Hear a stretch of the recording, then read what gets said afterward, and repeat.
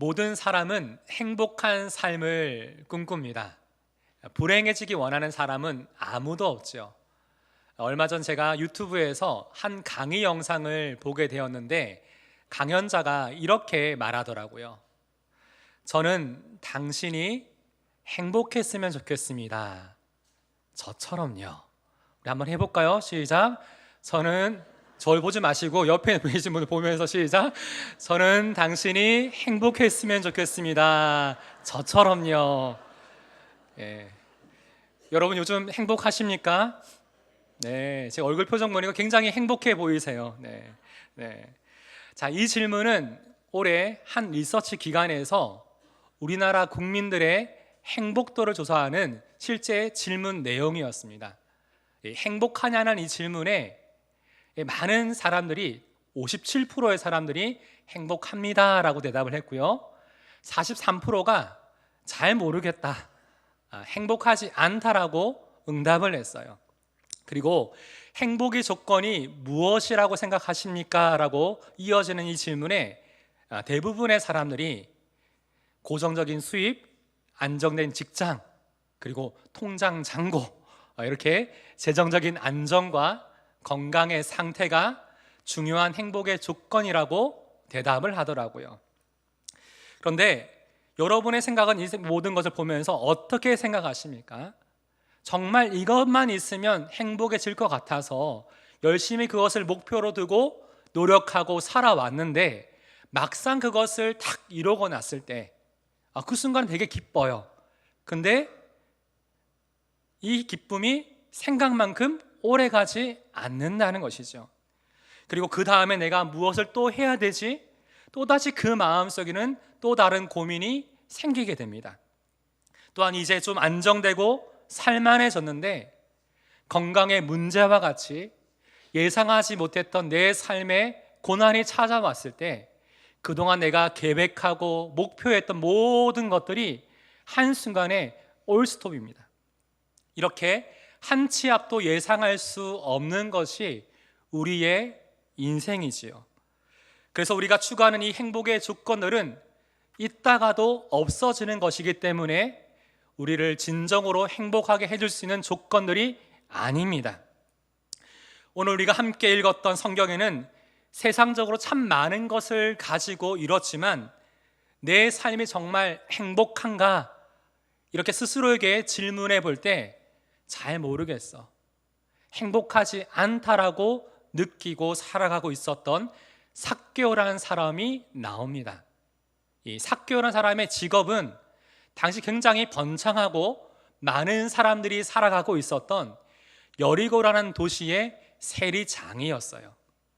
우리말로 표현하면 여리고 지방 국세청장입니다.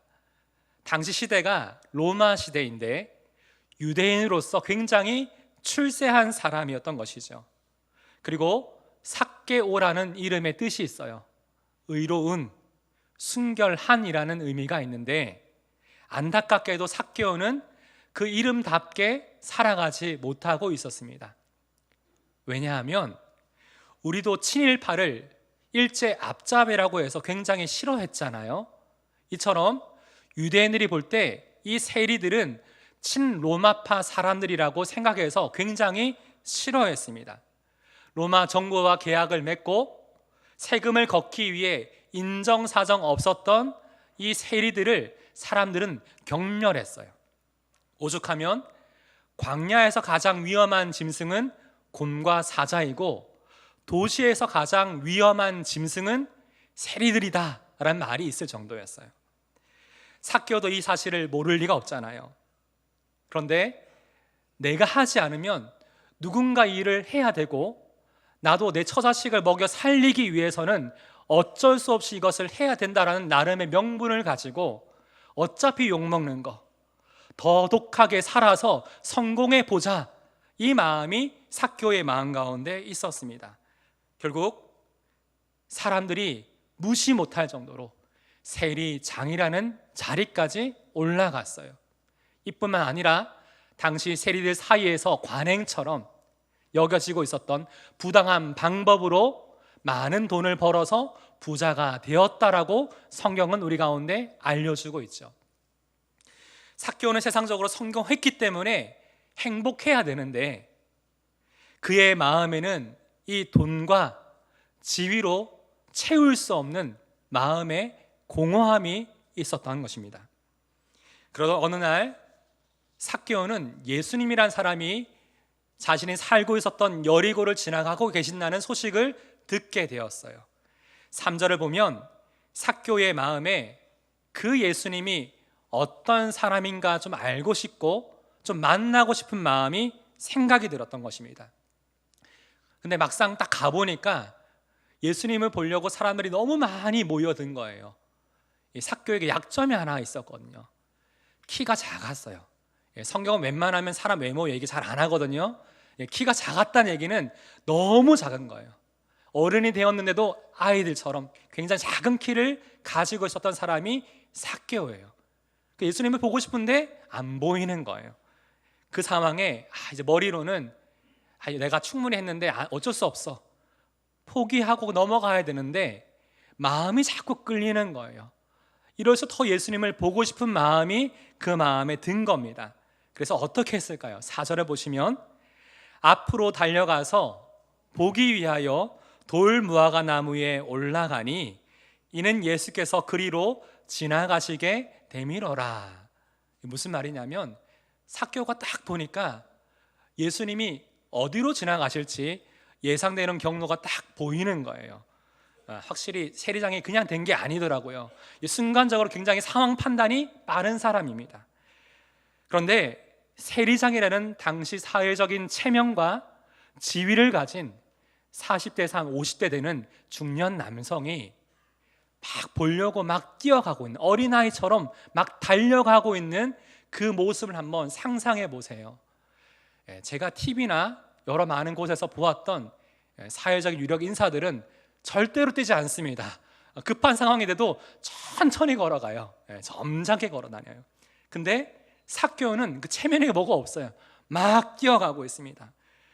그리고 뛰어가서 먼저 자리를 선점하고 서 있으면 되잖아요. 근데 삭개오가 어떻게 했다고요?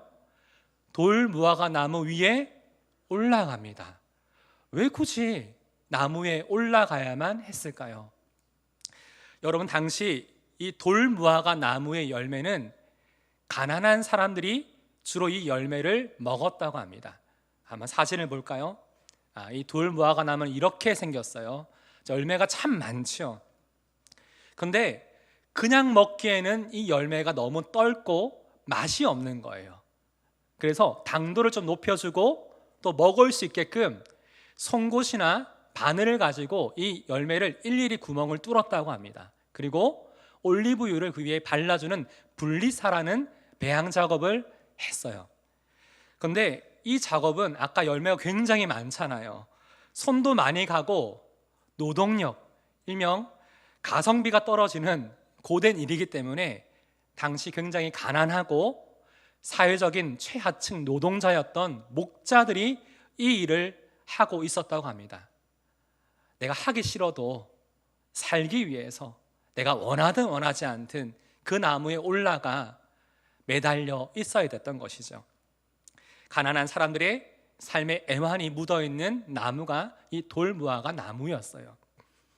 지금 삭개오는 돌무화과 나무 위에 올라가서 배양 작업을 하고 있었던 여러 많은 목자 중에 한 사람인 것처럼 자신의 정체를 숨긴 채 예수님이 오기만을 기다리고 있었던 겁니다. 왜냐하면 자신의 직업이 떳떳하지 않았거든요.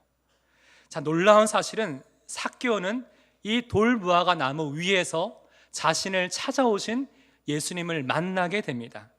이 예수님과의 만남은 삭개오의 그 인생을 변화시키고 인생의 진정한 행복이 무엇인지를 발견하게 되었습니다. 그렇다면 삭개오처럼 우리 또한 우리 인생의 진정한 행복을 얻기 위해서는 어떻게 해야 할까요? 우리 첫 번째 함께 읽어보겠습니다. 시작. 나를 위해 찾아오신 예수님을 만나야 합니다. 우리 인생의 진정한 행복을 얻기 위해서는 나를 위해 찾아오신 예수님을 만나야만 합니다. 자, 우리는 살아가면서 수많은 사람들과 만나게 되죠. 근데 진정한 행복은 참된 만남에서 시작이 됩니다. 제가 종종 성도님들에게 예수님을 어떻게 만나게 되셨어요? 라고 질문해 보면 많은 분들이 이렇게 대답을 하시더라고요. 처음에는 그때 내 마음이 너무나 어렵고 당시 내 상황이 너무나 힘들어서 교회에 가서 그냥 기도라도 해봐야겠다. 예수님께 좀 도와달라고 부탁이라도 좀 드려봐야겠다라고 해서 그때 내가 예수님을 찾은 것 같았는데 돌아보니까 그게 아니라는 거예요.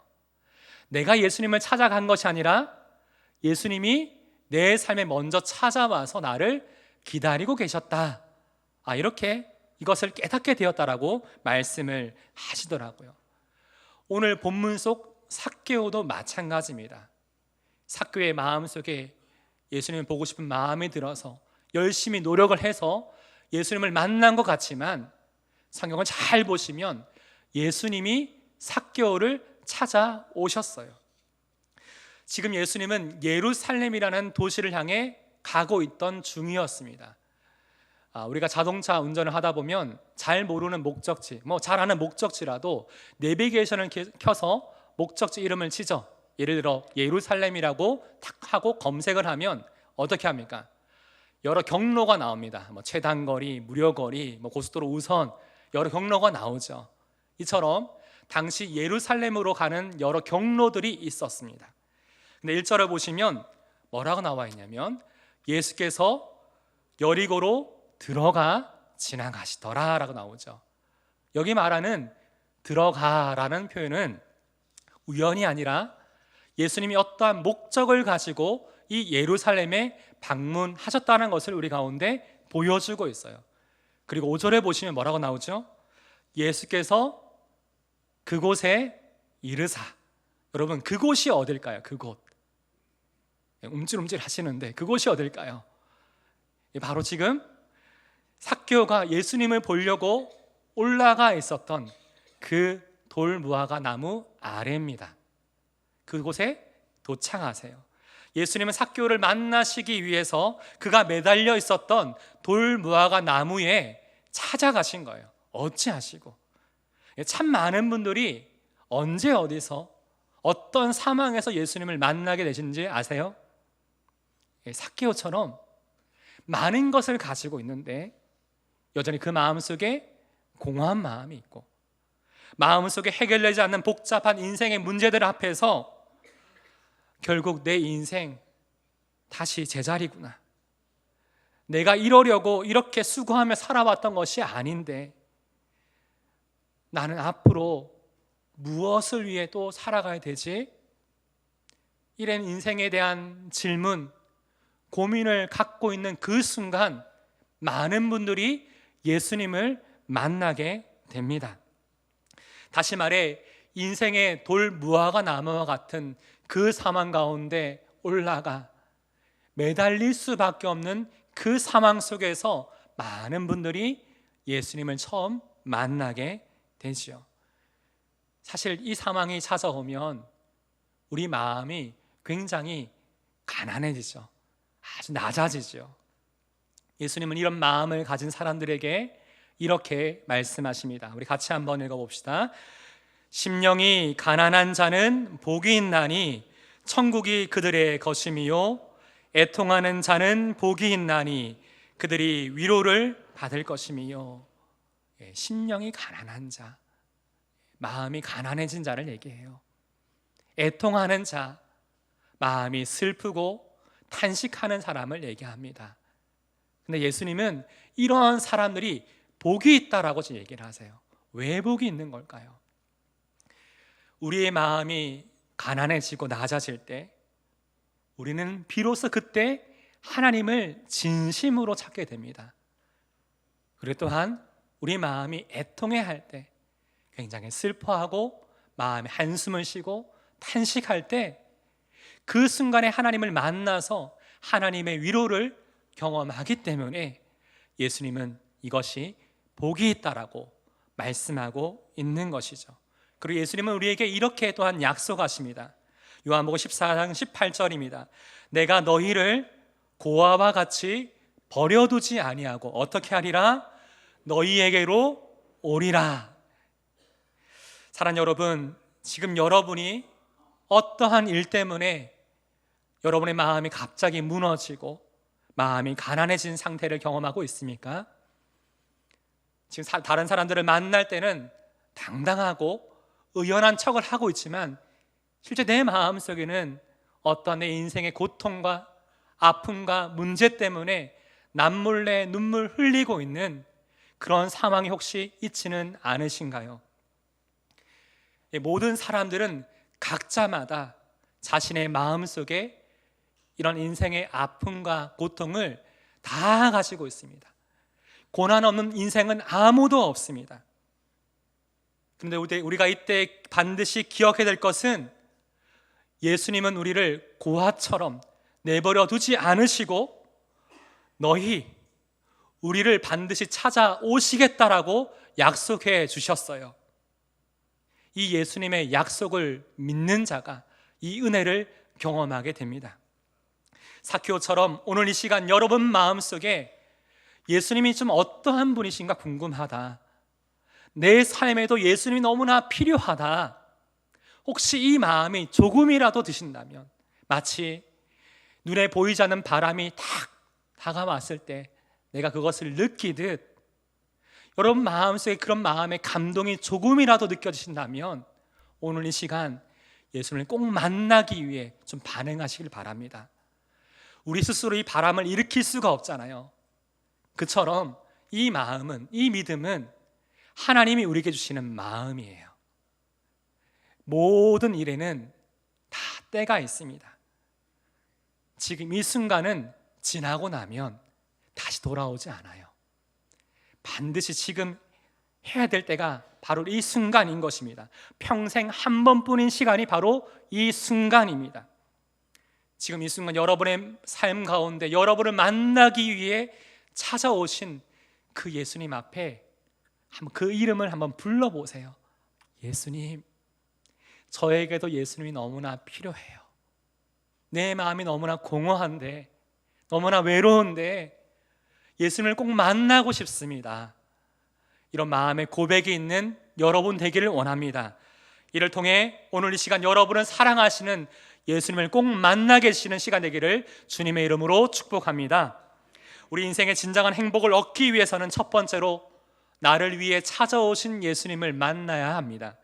두 번째 함께 읽어봅시다. 시작. 나를 향해 부르시는 예수님을 영접해야 합니다. 오늘 본문 5절을 보시면 예수님은 돌 무화과 나무 위에 있었던 삭개오를 찾아와 그를 바라보시며 이렇게 말씀하세요. 삭개오야, 속히 내려오라. 내가 오늘 내 집에 유하여야 하겠다. 여러분, 지금 예수님은 삭개오의 이름을 부르고 계세요. 이미 그 이름을 알고 계셨어요. 그리고 네가 지금 올라가 있는 그 자리에서 빨리 내려와라. 내가 오늘 너와 함께 있기를 원한다 라고 지금 말씀하고 계세요. 저는 이 말씀을 보면서 오늘, 내가 오늘이라는 단어, 이 표현이 계속 마음에 와닿더라고요. 이 오늘이라는 이 표현에는 예수님께서 삭개오가 살아왔던 지난 과거의 모든 삶을 생각하지 않으시고 그건 상관하지 않으시고 지금 오늘 나를 찾아온 너의 있는 모습 그대로 내가 너를 사랑하고 받아들이겠다라는 말씀인 것입니다. 이때 예수님의 부르심에 삭개오가 어떻게 반응할까요? 6절 같이 한번 읽어봅시다. 시작. 급히 내려와 즐거워하며 영접하거늘. 속히 내려오라고 하니까 급히 내려와서 즐거워하며 예수님을 영접합니다. 오늘 저는 여기에서 우리가 반드시 기억해야 될 아주 중요한 표현이 나와요. 그것은 바로 영접하다입니다. 영접하다. 예를 들어서 저도 우리 성도님들 가정에 신방에 방문을 하게 되면 문 앞에서 초인종을 누르거나 문을 두드립니다. 그러면 안에서 누구세요 하고 확인을 하지요. 그럼 제가 누구인지를 밝힙니다.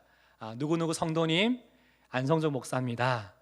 이때 안에서는 이 소리를 듣고 내가 문을 열어줘도 괜찮은 사람인지 아닌지를 판단을 하겠죠. 한 번도 제가 두드렸을 때 안 열어준 분이 없습니다. 다 열어주시긴 했어요. 이것은 사람들과의 관계에서도 마찬가지입니다. 내 마음에 확신이 들 때까지는 내 마음의 문을 잘 안 열죠. 근데 시간이 지나서 그 사람에 대한 신뢰가 쌓이고 마음이 믿어질 때 어떻게 해요? 내 마음의 문을 열고 그 사람을 내 삶으로 받아들이죠. 그것이 친구고 이웃입니다. 지금 예수님이 우리의 이름을 부르시며 우리의 마음의 문을 두드리고 계신데, 우리의 마음의 문을 열고 영접하기 위해서는 먼저 정말 예수님이란 분을 내 마음에 모셔도 괜찮은지 먼저 우리 안에 확신이 필요합니다. 우리는 이것을 믿음이라고 말해요. 믿음. 그래서 예수님을 내 마음에 영접하는 것은 그 이름, 바로 예수님의 이름을 믿는 것입니다. 성경을 보면 예수님의 이름에는 이런 뜻이 있습니다. 우리 마태복음 1장 21절을 함께 읽어봅시다. 시작. 아들을 낳으리니 이름을 예수라 하라. 이는 그가 자기 백성을 그들의 죄에서 구원할 자이심이라 하니라. 예수님의 이름의 뜻은 우리를 죄에서 구원할 자입니다. 예수님이 왜 우리를 죄라는 것에서 구원하셔야만 할까요? 성경에서는 죄를 이렇게 정의하고 있습니다. 강도나 살인, 간음처럼 하지 말아야 할 것을 하는 것이 죄이고, 부모 공경이나 이웃 사랑처럼 해야 하는 것을 하지 않는 것도 역시 죄이고요. 시기, 질투, 거짓말, 탐심, 미움처럼 나쁜 생각이나 나쁜 말을 하는 것도 죄입니다. 근데 가장 큰 죄는 하나님을 하나님으로 인정하지 않는 것, 받아들이지 않는 것이 가장 큰 죄라고 성경은 우리 가운데 말하고 있어요. 이런 성경의 기준으로 볼 때 모든 사람들은 다 죄인입니다. 우리가 누가 잘못이나 죄를 저지르면 죄값을 치러야 한다라고 생각을 하잖아요. 이처럼 성경은 우리가 치러야 되는 죄의 삭은 사망이요 라고 말합니다. 죽음이라고 말합니다. 아무리 과학과 의학기술이 발달하고 우리의 기대 수명이 길어진다고 하더라도 우리가 여전히 결코 해결하지 못하고 있는 그 문제가 무엇입니까? 죽음의 문제잖아요. 죽음의 문제. 모든 사람은 육체적으로 언젠가는 죽게 됩니다. 성경을 보면 한 번 죽는 것은 사람에게 정해진 것이요 그 후에는 심판이 있으리니. 잘 보시면 우리가 정말 고민해 보아야 될 것은 육체의 죽음이 끝이 아니라는 거예요. 그 후에는 하나님의 심판이 있다라고 말씀하십니다. 죄의 문제가 해결되지 않는 사람은 하나님과 영원히 분리되는 심판을 받습니다. 성경은 이것을 영원한 죽음, 둘째 사망이라고 말합니다. 이것은 영원히 하나님과 분리되어 하나님의 사랑을 받을 수 없는 것, 하나님 앞에 용서함을 받을 수 없는 상태를 말합니다. 다시 말해 우리 육체에 생명이 있을 때가 기회라는 거예요. 이때 예수님을 믿지 않으면 둘째 사망, 영원한 죽음을 맞을 수밖에 없는 것이 우리의 인생인 것입니다.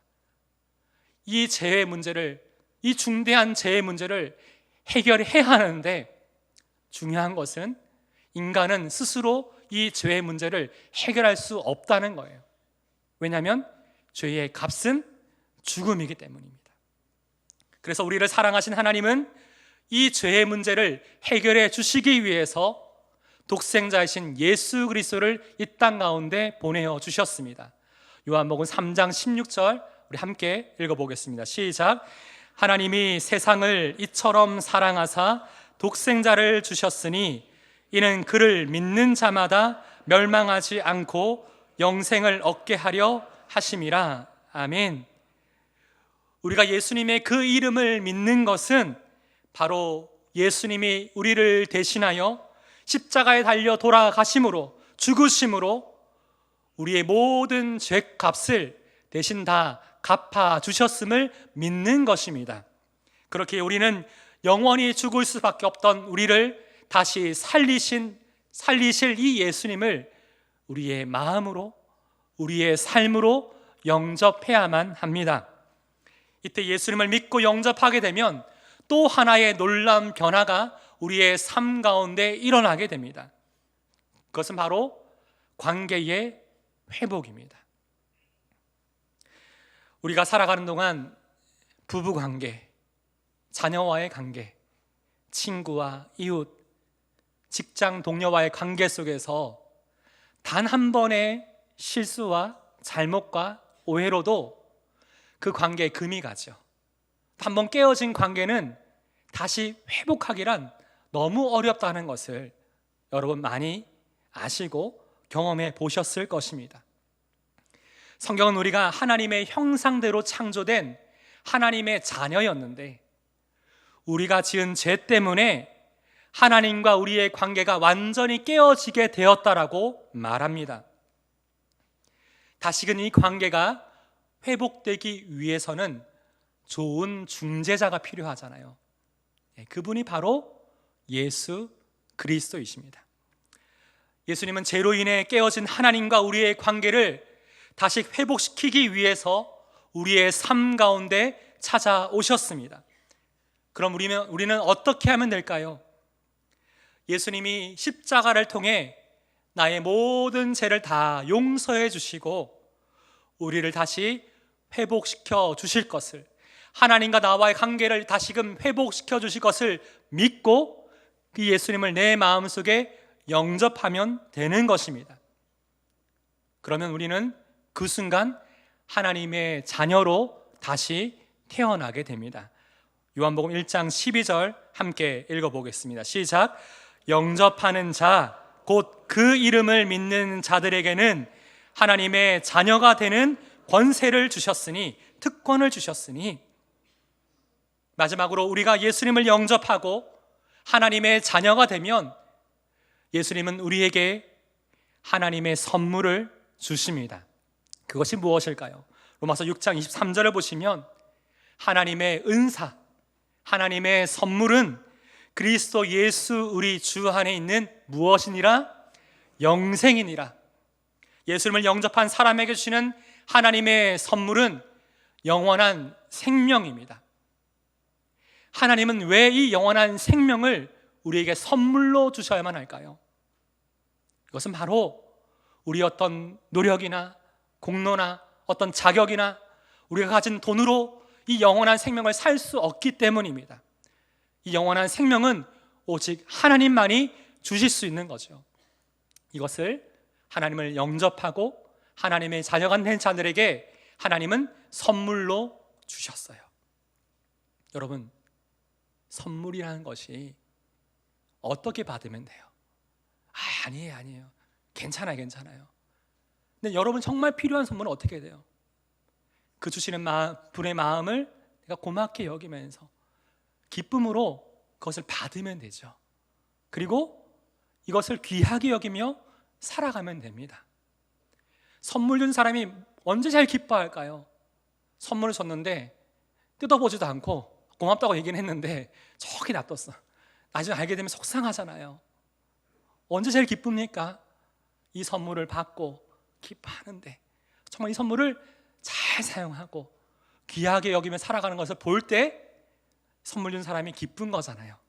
이와 마찬가지로 하나님의 자녀된 우리에게 이 영원한 생명을 하나님이 주실 때 우리가 이 선물을 기쁘게 받고 이것을 소중하게 여겨 살아가는 것, 이 땅을 살아가는 동안 많은 고난이 있지만 이 땅이 끝이 아니라 우리에게 영원한 생명, 새로운 시작이 있음을 깨닫고 저 하나님 나라를 바라보며 소망 가운데 진정으로 행복하게 살아갈 수 있는 것입니다.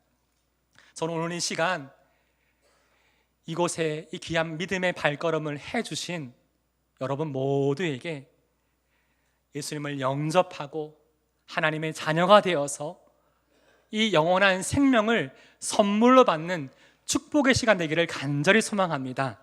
그리고 예수님을 만남으로 여러분 인생에도 진정한 행복을 다시 찾는 이 행복된 삶을 살아갈 수 있는 은혜가 여러분 삶 가운데 있기를 다시 한번 주님의 이름으로 축복합니다. 아멘. 오늘 이 시간 잠시 우리 모두가 조용히 다 한 분도 빠짐없이 눈을 좀 감아주시길 바랍니다. 가장 중요한 시간입니다. 지금 이 순간은 예수님과 여러분이 1대1로 만나는 시간이에요. 제가 눈을 감으라는 이유는 아무도 보지 않습니다. 사실 이 짧은 시간에 어쩌 이 성경에 있는 이 모든 진리를 여러분에게 어떻게 다 설명드릴 수 있겠습니까? 하지만 오늘 이 말씀을 듣는 중에 여러분 마음속에 한 가지라도, 특별히 나도 삭개오처럼 예수님이란 분이 어떤 분이신지 좀 알고 싶습니다. 내 인생에 너무나 많은 무거운 짐이 있는데 나도 이 짐을 예수님 앞에 좀 다 내려놓고 내 삶이 좀 행복해졌으면 좋겠습니다. 혹시 이런 마음이 드시는 분이 있다면 삭개오가 예수님을 보기 위해서 돌무화과 나무에 올라갔듯이 여러분의 오른손을 가슴에 좀 올려주시길 바랍니다. 네, 고맙습니다. 네, 많은 분들이 지금 가슴에 손을 올려주셨는데요, 여러분이 손을 올리는 것은 부끄러운 일이 아니에요. 여러분 인생에서 어찌 보면 가장 중요한 순간일 수 있습니다. 오른손을 가슴에 손 올려주세요. 예, 감사합니다. 이제 제가 하는 기도를 여러분이 용기 내어서 한번 큰 소리가 아니더라도 괜찮으니 한번 소리 내서 한번 제 기도를 따라해 주시길 바랍니다. 우리 성도님들도 함께 돕는 의미에서 같이 따라 기도해 주십시오. 기도하겠습니다. 예수님, 저는 죄인입니다. 지금까지 저는 제 인생의 주인처럼 살아왔습니다. 저의 죄를 용서해 주세요. 나를 사랑하셔서 이 땅에 오시고 십자가에서 죽으심으로 나의 죄값을 다 갚아주신 것을 믿습니다. 지금 이 시간 제 마음의 문을 엽니다. 내 안에 들어오셔서 저의 구원자와 주인이 되어주세요. 예수님의 이름으로 기도합니다. 아멘. 제가 한 번 더 기도하겠습니다. 하나님 아버지, 오늘 너무나 귀한 분들이 가슴에 손을 얹고 죽었던 우리의 영혼을 살리는 예수님의 말씀을 믿어 예수님을 믿겠다라고 고백했습니다. 작은 믿음이지만 입술을 열어 고백한 이들의 기도를 받아주셔서 하나님의 자녀가 되는 놀라운 축복을 우리 모두에게 허락하여 주옵소서. 우리 인생이 우연히 왔다가 아무 끝이 없는 우연히 돌아가는 끝나는 인생이 아니라 이 죽음 이후에 우리 모두가 하나님 나라에 들어가고 이뿐만 아니라 이 땅에 남은 인생 가운데서도 하나님의 사랑을 받으며 복되고 행복한 인생 살아갈 수 있도록 우리와 함께하여 주시옵소서.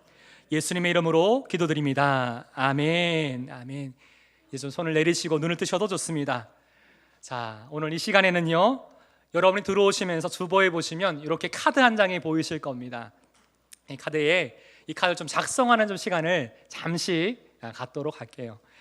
이 카드에다가 여러분 혹시나 마음속에 오늘 예배 참석 후에 나도 삭개오처럼 아직 믿음이라는 것이 다 모르지만 이 예수님이란 분에 대해서 좀 관심이 생겼다, 나도 좀 알고 싶다, 나를 위해 좀 기도를 좀 해달라, 이런 분이 계시다면 예라고 좀 표시를 해주시고, 예와 아니오에 여러분 표시해 주시고 옆에 계신 분들에게 좀 전달을 해주시면 좋겠습니다. 혹시 카드를 안 받으신 분이나 볼펜이 없으신 분은 좀 손을 들어서 표해 주시면 저희가 안내해 드리도록 하겠습니다. 사실 망설여지시죠? 이 결심 카드를 적는 것이 망설여질 수 있지만 어찌 한 번의 설교로 여러분 다 알 수 있겠습니까? 하지만 이 믿음이라는 것은 첫걸음이 참 중요해요. 내가 아직 많은 걸 모르지만 내 인생의 공허함, 내 인생의 외로움, 내 삶의 문제, 내 스스로 해결할 수 없는 걸 나도 알고 있습니다. 예수님, 내 삶에 좀 오셔서 내 인생의 문제, 이 상황을 좀 해결해 주세요. 나에게도 예수님 필요합니다. 이런 마음이 드시는 분들은 예라고 표시하시면 되겠습니다. 저희가 여러분을 위해서 계속해서 기도하고 이 믿음이 무엇인지 계속해서 도와드리도록 하겠습니다. 혹시 다 기록하셨는데 아직 제출 안 하신 분이 있다 손을 들어주시면 저희가 또 도와드리겠습니다. 망설이지 마시고 저희가 귀찮게 하지 않습니다. 연락처를 적어야 되는지 이것 때문에 표시하기 어려운 분이 계신데 따로 연락을 그러지 여러분 드리진 않고요. 여러분 생각하면서 기도할 테니까 이름과 또 인도자분들 예 아니요 부분을 좀 잘 체크해 주시면 저희가 계속해서 여러분을 위해서 축복하며 기도하겠습니다. 감사합니다. 참 많은 분들 계속 다 작성해 주셨는데 이렇게 여러분 동참해 주셔서 감사드리고 많은 분 결신해 주신 걸 감사드리고요. 특별히 예수님을 영접한 모든 분들이 이미 하나님의 자녀가 되었으니 하나님이 주시는 귀한 축복, 이 영원한 생명을 가지고 매일매일의 삶이 참 행복하셨으면 참 좋겠습니다.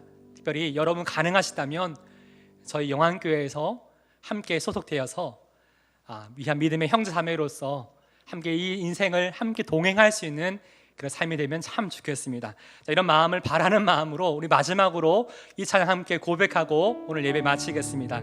제목이 행복이란 찬양인데요. 행복이란 찬양을 부를 때는 인상 쓰고 부르면 안 돼요. 행복하게 내가 하나님의 자녀가 된 것이 너무나 기뻐하는 그 마음으로 이 가사를 한번 잘 생각해 보시면서 함께 좀 찬양합시다.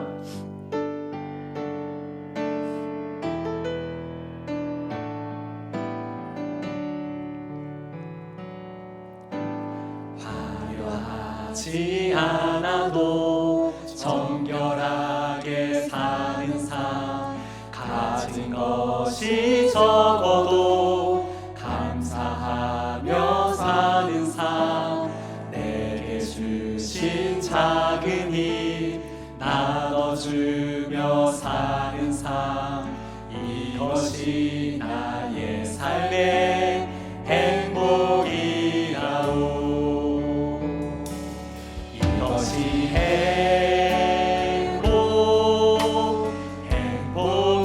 행복이라오. 세상을 알 수 없는 하나님 성을, 이것이 행복이라오. 하나님의 자녀로 살아가는 것, 이것이 행복이라고. 이것이 행복이라고. 세상을 알 수 없는 하나님 선물, 이것이 행복이라고. 하나님의 자녀로 살아가는 것, 이것이 행복이라고. 이 행복을 주신 하나님께 감사와 영광의 박수 올려줍시다. 아멘. 제가 한 번 더 기도하겠습니다. 하나님, 오늘 우리를 이렇게 만나게 하여 주심을 참 감사드립니다. 무엇보다 이곳에 계신 분들이 이 예배를 통해 예수님을 만나고 영접해서 하나님의 자녀가 되게 하심을 참 감사드립니다. 우리가 하나님이 주신 이 귀한 영원한 생명이란 선물을 주셨사오니 매일매일의 삶을 살아가는 동안 이 영생을 붙들고 영원한 하나님 나라를 바라보며 살아갈 수 있는 천국 백성 되게 하여 주시옵소서. 성부, 성자, 성령의 은혜가 오늘 이 말씀을 듣고 예수님을 마음으로 믿어 영접함으로 하나님의 자녀된 삶을 영원히 살아가길 원하는 사랑하는 영혼의 성도들과 특별히 오늘 이 자리 가운데 나온 우리 모든 VIP들의 삶 가운데 이제부터 영원까지 함께 하시기를 우리 주 예수님의 이름으로 축원하옵나이다. 아멘.